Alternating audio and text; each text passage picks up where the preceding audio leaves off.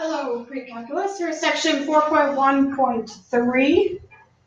We're going to be solving some right triangles. And by that I mean we're going to be given like a side and two angles, or maybe two angles and a side. And from that information, we're going to find all the other sides and all the other angles. So for example, number 1 here,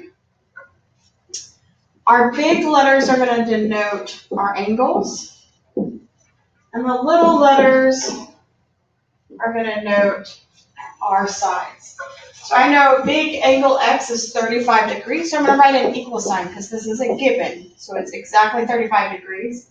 I know Z is my right triangle. And I can calculate Y real simply. And since these guys are both exact numbers, 90 minus 35 would be 55.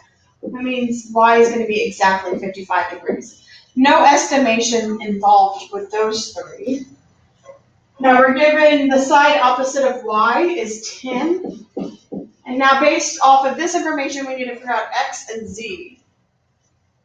So for this angle here, I know the adjacent. We could find the hypotenuse with cosine, because adjacent over hypotenuse would be cosine. So cosine 35 degrees would be 10 over Z,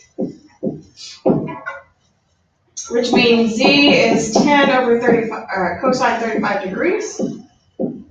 And 10 over cosine 35 degrees, remember, once we plug it into our calculator, we've got an estimation here.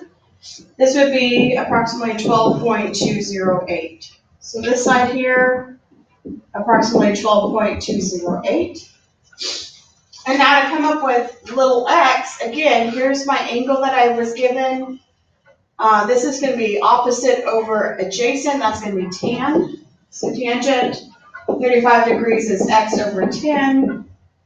X is 10 tan 35 degrees. And when we plug that in the calculator, we get x is approximately 7.002. So 7.002. So let's talk a little bit here about what I will be looking for on your test, what you might get points docked for. Anytime you have an estimation, I'm going to want to see the squiggly equal sign that is not exactly equal to 10, or exactly equal to the number, it's approximation. Like I said over here, if you have two definite, you can totally say that this is a definite, this is not an approximation. Sometimes you'll see later we might have an approximation over there, but for that one it is not. Let's see what else. Also, if you want to limit the amount of approximation error, notice I always use this angle here to come up with Z and X. For this one, I could have used 55 because we knew that exactly. But in some cases, when it's an approximation, so maybe I found this angle, and you'll see it in a second. If I find one of the angles, I don't want to use that angle that is an approximation to find something else. Because if you get an approximation of 1, and then use that approximation to find the next amount, that's going to have a grosser approximation error, and it's going to get further and further away from what it really is. I'll point that out when we get to the next one. All right, that's it for example number 1. Moving on to example number 2. Notice this time we are not given any angle except for which one? K, right? K we know is 90 degrees. But we are given two sides. J is 11. Little k we don't know. Little l we know is 8. So if I'm given two sides, how can I find my hypotenuse? Little k is a hypotenuse, and that is the sum of one side squared plus the other side squared. So k squared is 121 plus 64. K squared is 185. Taking the square root of both sides, again, this is going to be an approximation because we're going to have a rounding.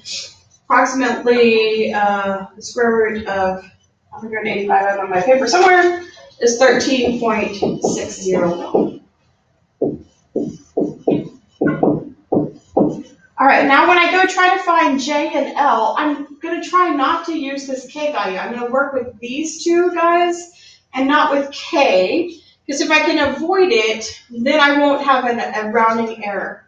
So if I want to find, say, J, this angle here, I have the opposite and I have an adjacent. I'm going to use tangent. So tangent of some angle J is equal to 11 over 8. And if I want to know what that angle J is, if I want the angle measure, I'm going to take the tan inverse of both sides here. So J is going to be tan inverse of 11 over 8, which when I put into my calculator is approximately 53.973 degrees.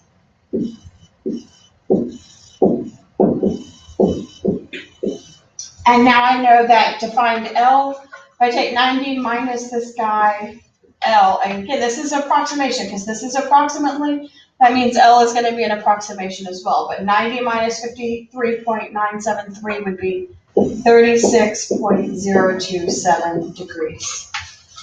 One other thing that you might get docked for is if you forget your degree symbols. I need degree symbols on angles.